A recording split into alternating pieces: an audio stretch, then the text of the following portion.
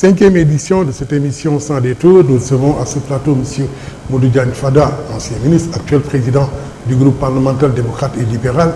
M. Modou Diagne Fada, vous allez être interrogé dans cette troisième partie par M. Abdoulaye Thiam, du rédacteur en chef du quotidien Sud, M. Serigne Salim Gueye, chroniqueur éditorialiste à Séné+, et M. Jean-Maïsé Diop, qui est également chroniqueur au quotidien L'Enquête. Voilà, pour cette partie concernant évidemment votre avenir dans l'échiquier politique du Sénégal. Alors, Monsieur le ministre, beaucoup d'observateurs qui ont suivi votre parcours politique vous reconnaissent une certaine légitimité pour, je ne sais pas, aspirer à une direction au sein du PDS. Et pas plus tard que ce matin, j'ai lu dans le quotidien un de vos partisans refondateurs dire ce que vous avez dit tout à l'heure, à savoir, qu'on va faire du forcing, ou bien faire obtenir un congrès, et puis reprendre le contrôle du parti. Et je ne sais pas, donc question de légitimité, je veux dire, quand on voit votre légitimité, enfin votre parcours, que vous puissiez encore admettre qu'un candidat à la présidentielle puisse être imposé comme ça en vous laissant de côté. Et je rappelle qu'officiellement vous avez été exclu du parti, même si vous pensez que vous y êtes toujours. Oui, officiellement, mais il faudrait qu'on m'en apporte la preuve. Jusqu'à présent, moi, je l'ai appris par vous, les journalistes. Je n'ai pas de papier qui me signe. Oui, vous avez entendu les responsables du PDS le dire aussi. C'est une décision du comité directeur. Oui, mais en tout cas, moi, je n'ai pas reçu de notification. On n'est pas les seuls à le dire, le comité directeur l'a dit. Non, d'accord, le comité directeur l'a dit. Mais moi, comme je n'étais pas à cette réunion du comité directeur, j'ai appris par la presse. Donc, est-ce que quand vous excluez Idriss-Seck en avril 2011 au palais, est-ce que vous lui avez mentionné ça? Je l'avais dénoncé. Il l'avait dénoncé à l'époque. Je l'avais dénoncé à l'époque. Vous savez, moi, je suis assez constant dans ce que je fais. Quand on exclut quelqu'un, il faut d'abord y mettre les formes. Il faut d'abord l'entendre, lui permettre d'avoir son avocat. Et même l'avocat peut être hors du parti. Mais si c'est un cas d'urgence, on en a pas besoin. Mais alors, aujourd'hui, on a arrêté Omar Sarr. Le gouvernement dit que c'est un cas d'urgence. Nous l'avons dénoncé. Il n'y a pas de cas d'urgence en démocratie. On va revenir à la question des gens. Est-ce que vous avez toujours votre légitimité? Non, la légitimité, je crois que, elle est là. Moi, mon parcours politique, pour les observateurs, ils peuvent le retracer d'un point A, B, C, D, etc. Donc, je n'ai pas besoin de le dire parce que je crois que les gens le savent. Mais, c'est un critère important, la légitimité. Personnellement, tout le monde connaît mes rapports avec M. Karim Wade. C'est des rapports francs, des rapports honnêtes. Il n'y a pas de rapport il n'y a pas de hiérarchisation de nos rapports, parce que ce n'est pas possible. Au moment où je me battais pour le parti, voilà, justement. Au moment où je me battais pour le parti, pour la cause du PDS, il était ailleurs. Ça, c'est un fait. C'est ça votre légitimité. Mais aujourd'hui, si je suis, comme vous le dites, entre guillemets, exclu du PDS, la raison c'est quoi? Principale. C'est parce qu'ils savent que je suis un empêcheur de tourner en rond au sein de mon parti. Parce qu'ils savent que je ne me laisse pas faire. Parce qu'ils savent que je n'accepte pas tout. Tout à l'heure, on a évoqué l'affaire du groupe parlementaire. Quand on a voulu m'imposer une dame, j'ai refusé.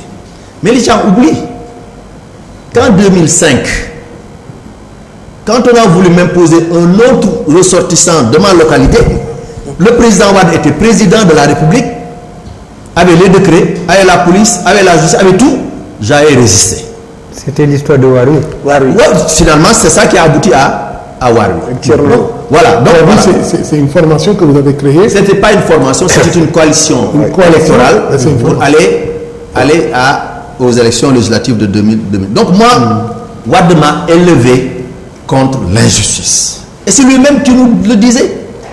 que devant l'injustice, il faut se battre. Est-ce que vous pensez que Wade est aujourd'hui à la base de cette injustice que vous dénoncez en fait? Vous savez, Wade, moi, si je ne peux pas dire du bien de lui, je ne dirai jamais du mal de lui. Ce que je pense... C'est un constat. Non. Mais Wade, pour moi, Wade est sorti de l'arène politique. Il est sorti du champ politique. Donc vous l'avez prématurément enterré. Non, je ne peux pas enterrer un homme vivant. Politiquement parlant. Non, je ne peux pas enterrer un homme vivant. Mais je considère aujourd'hui que moi, je dois rentrer, je suis à la porte d'entrée pour arriver dans l'enceinte, à l'intérieur du salon, de la chambre. Wade, lui, est vers la porte de sortie. Nous ne sommes pas de la même génération. Donc vous n'avez aucune chance de vous rencontrer alors. En tout cas, je ne souhaite pas dialoguer politiquement avec lui. Donc, mais quand même, mes principes et mes valeurs, je les sauvegarderai. Moi, je suis un homme politique, je me battrai jusqu'au bout contre l'injustice. Et le fait de vouloir nous imposer une autre personne, fût-il son fils, c'est une injustice à laquelle aussi je m'élève. C'est en fait ça, moi, mon problème. Je n'ai pas de problème personnel avec X, Y, Z, mais nous sommes dans le cadre d'un parti démocratique, nous sommes dans le cadre d'une vie politique normale. Il faut que les militants aient la possibilité de décider. Et en 2017, si élection présidentielle il y a, est-ce que le candidat du PNS, enfin, vous concevrez que le candidat du PNS soit Karim Wade?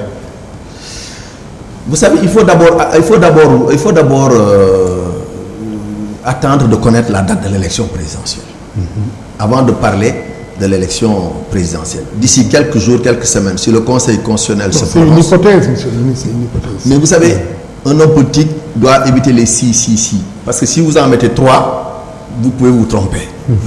Donc, je considère que nous ne sommes pas encore, nous ne connaissons pas encore la date de l'élection présidentielle et c'est une question aussi stratégique.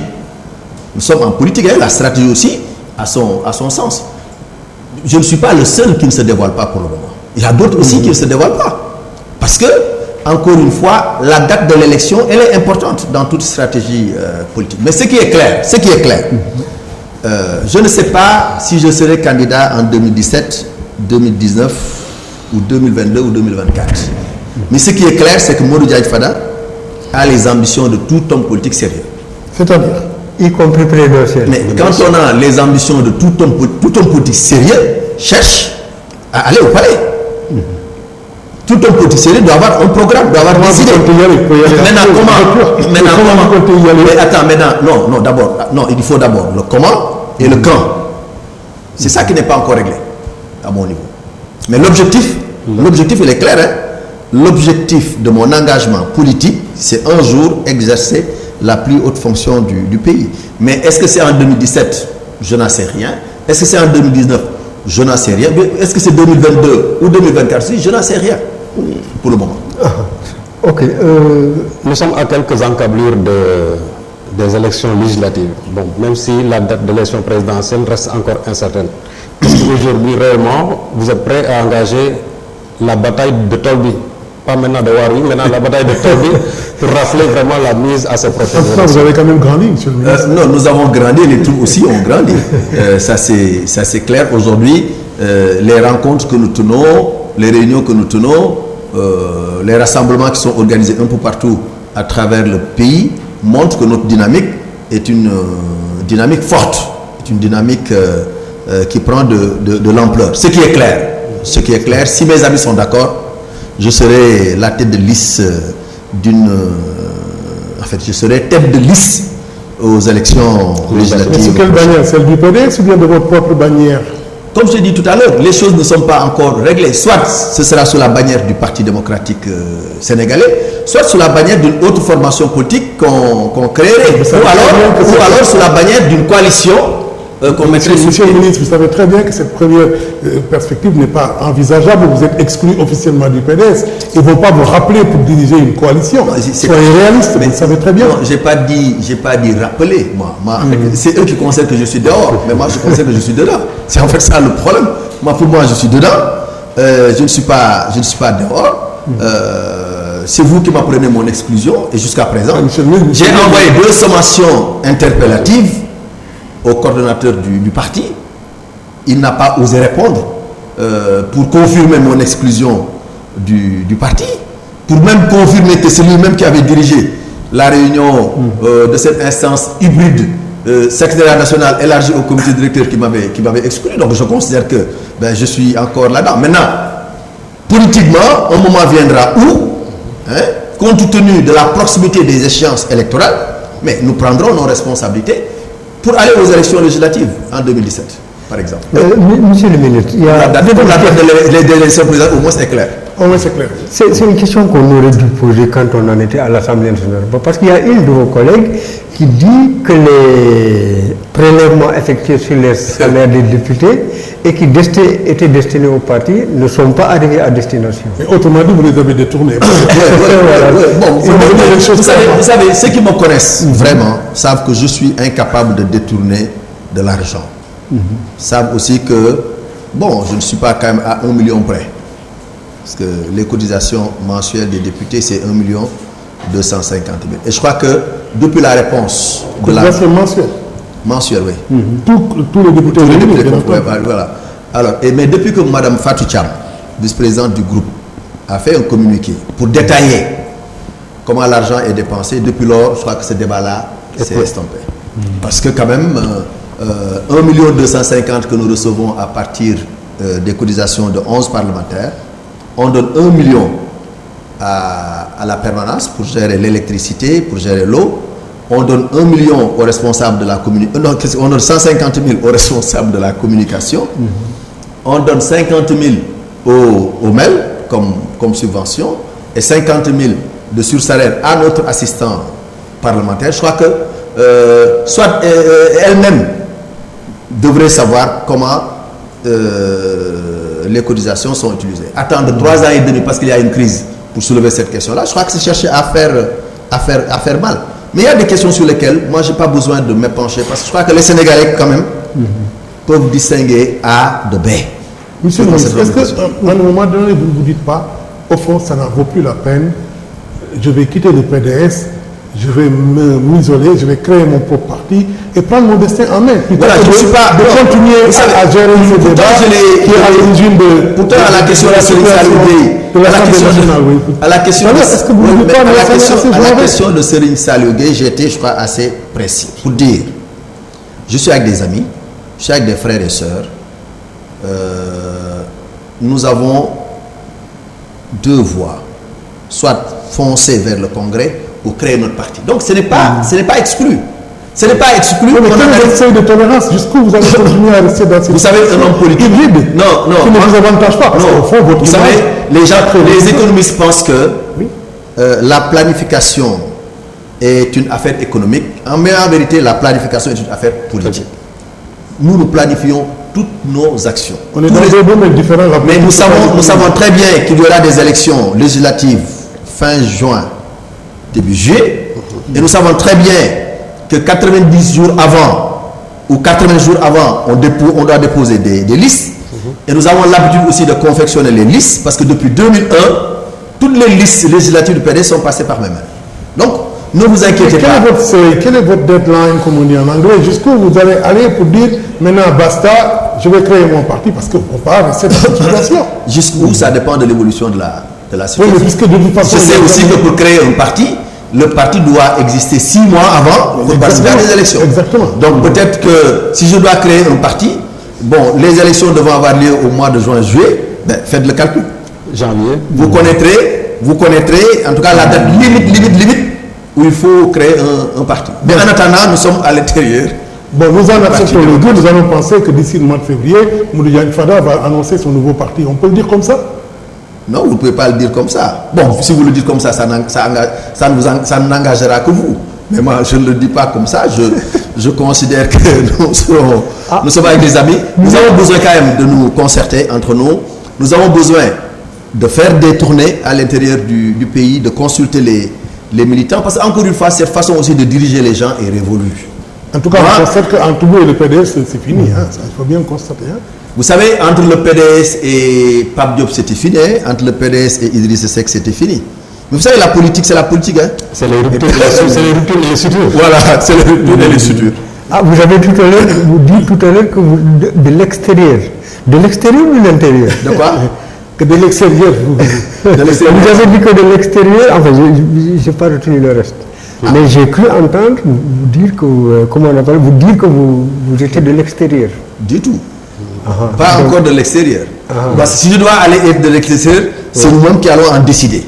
Donc nous avons compris que Modou Diagne Fada, personnellement, en tout cas au niveau psychologique, il est toujours au PDS, bien qu'il en a été exclu, et que très bientôt il va... Et qu'il n'exclut pas, de créer son parti sous peu. Et qu'il sera, Inch'Allah, tête de liste aux élections législatives. Donc d'ici le mois de février, on en sera informé plus longtemps. Mois de février, mois de mars, mois d'avril, mois de mai.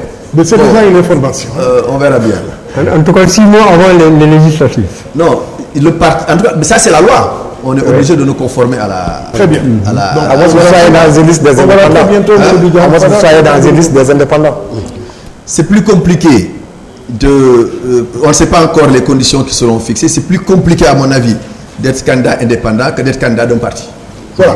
Nous allons donc aborder la troisième partie de cette émission, la quatrième plutôt, qui concernera bien évidemment les questions sociétales. Donc, on va traiter les questions sociétales. Je rappelle,